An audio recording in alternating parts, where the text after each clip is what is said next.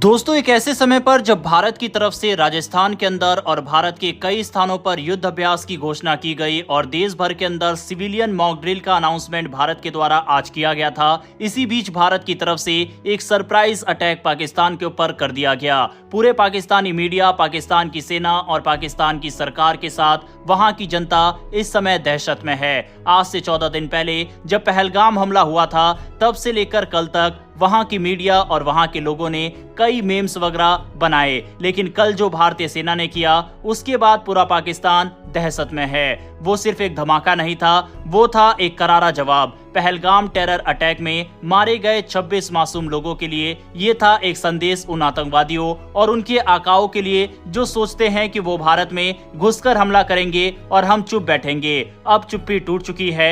भारत ने शुरू कर दिया है ऑपरेशन सिंदूर। ऑपरेशन सिंदूर भारतीय सेना का एक जवाबी एक्शन है जो बिल्कुल सटीक, योजनाबद्ध और सीमित था, लेकिन इसका असर पाकिस्तान के दिल तक पहुंचा। रिपोर्ट्स के अनुसार भारतीय सेना ने आज की सुबह करीब 4 बजे एक बहुपक्षीय हमला किया। ये हमला सिर्फ पीओके तक सीमित नहीं रहा, बल्कि पाकिस्तान के पंजाब प्रांत में भी चुनिंदा टारगेट्स पर मिसाइलें दागी गई। जिन जगह पर यह हमला हुआ उनमें शामिल है पीओके का मुजफ्फराबाद इलाका, आतंकियों के लॉन्च पैड्स, हथियारों के डिपो, कम्युनिकेशन हब्स और पंजाब प्रांत में स्थित एक आईएसआई संचालित अड्डा। जी हां, इन सभी ठिकानों को भारत के द्वारा उड़ा दिया गया। कुल 9 से ज्यादा ठिकानों पर हमला हुआ है और पाकिस्तान की तरफ से इसे काफी छुपाने की कोशिश की, लेकिन इस समय उनकी तस्वीरें सोशल मीडिया पर वायरल हो रही है। ये सब सर्जिकल स्ट्राइक या एयर स्ट्राइक जैसी कार्रवाई नहीं थी, ये था एक प्रिसीजन मिसाइल अटैक जिसमें ड्रोन, ब्रह्मोस जैसी मिसाइलों और आर्टिलरी का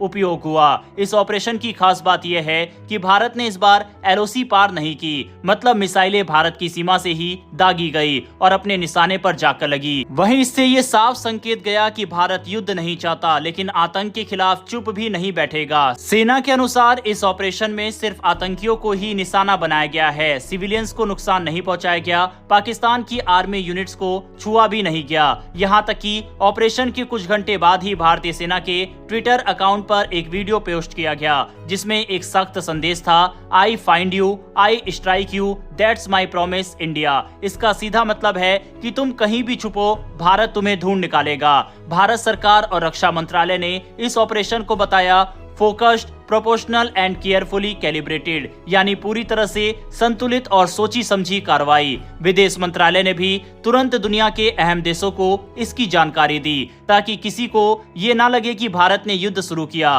दुनिया भर में इस कार्रवाई को अब तक संयम और ताकत का बेहतरीन संतुलन कहा जा रहा है। जैसे ही हमला हुआ, पाकिस्तान के होश उड़ गए। पहले तो उन्होंने कोई आधिकारिक बयान नहीं दिया, लेकिन कुछ ही घंटों बाद पाकिस्तान ने सीज फायर का उल्लंघन शुरू कर दिया। पूंछ और राजौरी सेक्टर में भारी गोलीबारी की गई, यानी एक बार फिर पाकिस्तान अपनी पुरानी चालें चलने लगा।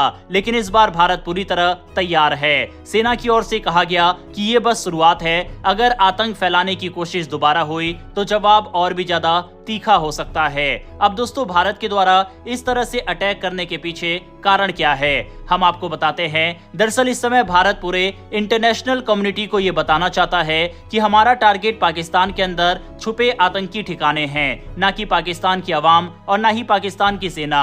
लेकिन अब इसके बाद पाकिस्तान जरूर काउंटर अटैक करने की कोशिश करेगा, लेकिन भारत के अंदर तो कोई भी इस तरह का ठिकाने वगैरह नहीं है। पाकिस्तान हमला करेगा भारतीय सेना के ऊपर, और अगर पाकिस्तान के द्वारा भारतीय सेना पर एक्शन लिया गया तब भारत उसे वॉर डिक्लेयर कर देगा। भारत की इस समय सीमा के पास मैसिव डिप्लॉयमेंट है और जो भारतीय सेना की योजना है वह यही है। लेकिन अगर 1% पाकिस्तान की तरफ से कोई रिस्पांस नहीं दिया गया तो भारत के द्वारा कभी भी इस तरह के अटैक पाकिस्तान के ऊपर कर दिए जाएंगे। जब भी आतंकी लॉन्च पैड की सूचना भारत को मिलेगी, भारतीय सेना तुरंत एक्शन लेगी। ऐसे में काफी संभावना है कि पाकिस्तान की तरफ से इसका एक रेस्पॉन्स देखने को मिले। इसके बाद भारत की तरफ से सभी मोर्चों पर एक साथ हमला पाकिस्तान के ऊपर कर दिया जाएगा। भारत की तरफ से ड्रोन, राफेल, ब्रह्मोस जैसे हथियारों का इस्तेमाल इस अटैक में किया गया। वहीं पाकिस्तान की तरफ से ये दावा किया गया है कि भारत ने हमारी कई मस्जिदों को उड़ा दिया है। पाकिस्तानी प्रधानमंत्री, रक्षा मंत्री, सब की तरफ से ये कहा गया है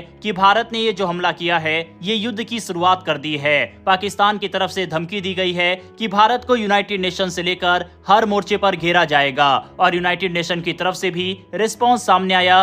उन्होंने कहा कि दुनिया भारत और पाकिस्तान का युद्ध बर्दाश्त नहीं कर सकती। भारत के हमले के बाद ये बड़ा रिस्पांस यूनाइटेड नेशन की तरफ से भी सामने आया है।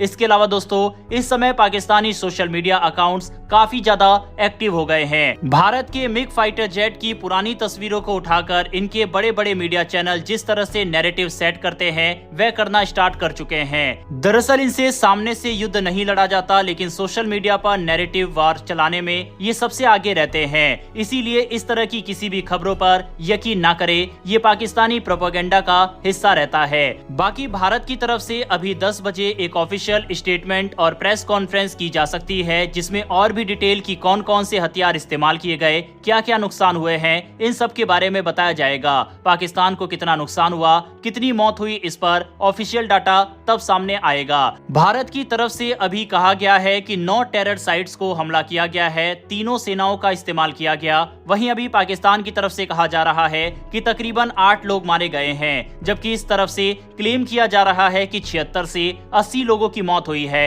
लेकिन स्टिल हमें ऑफिशियल कंफर्मेशन का वेट करना होगा। जैसा कि हमने कहा कि इस समय काफी सारे फेक न्यूज, फेक नैरेटिव शुरू हो जाएंगे सोशल मीडिया पर। इसीलिए यह हमारा काम है कि किसी भी फेक न्यूज को तुरंत काउंटर करना और पाकिस्तानी प्रोपेगेंडा का हर जगह पर डटकर सामना करना। हमारी तरफ से पाकिस्तान को लेकर छोटी सी छोटी डिटेल को आपके साथ विद फैक्ट और विद प्रूफ शेयर किया जाएगा। इसीलिए आप में से कोई हमारे चैनल पर अगर नया आया है तो नीचे दिए गए सब्सक्राइब बटन को प्रेस कर बेल आइकन को दबा ले, जिससे हमारी डेली ऐसी वीडियो आप तक सबसे पहले पहुंच सके। फिर मिलेंगे ऐसी एक नई वीडियो के साथ। धन्यवाद। जय हिंद, जय भारत।